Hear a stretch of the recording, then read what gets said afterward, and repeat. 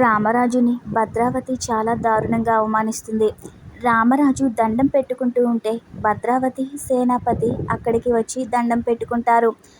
రామరాజు 10 రూపాయలు వేస్తే సేనాపతి 1000 రూపాయలు వేస్తాడు. రామరాజు వెళ్తూ ఉంటే ఇద్దరూ వెనకాలే వెళ్ళి, ఇది వీడి స్థాయి, ఆ దేవుడికి కూడా మనలాంటి వాళ్ళంటే జెలసీ అనుకుంటా, అందుకే ఇలాంటి దిక్కులేని వాళ్ళని మనకి బంధువుల్ని చేశాడు అని అంటాడు సేనాపతి.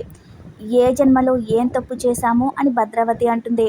దానికి సేన, ఈ జన్మలోనే వేదవతికి నువ్వు అక్కగా నేను అన్నగా పుట్టి తప్పు చేశాము, అందుకే ఇలాంటి వాళ్ళు వచ్చి మన నెత్తినెక్కి చుట్టుకుంటున్నారు అని సేనాపతి అంటాడు.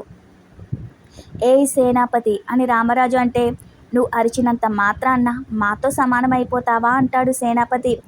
ఏం బతుకురా నీది, మాయ మాటలు చెప్పి నా చెల్లిని లేపుకెళ్ళిపోయావు.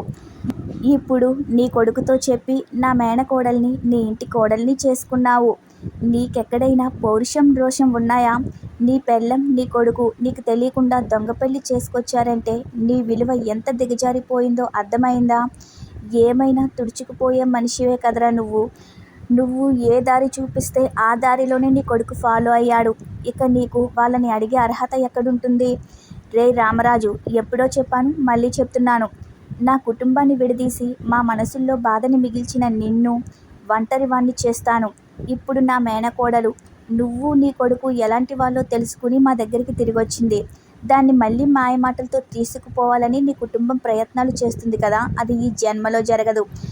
ఒకవేళ అది జరిగినా నిన్ను నీ కుటుంబాన్ని ఆ దేవుడు కూడా కాపాడలేడని భద్రావతి అంటుంది.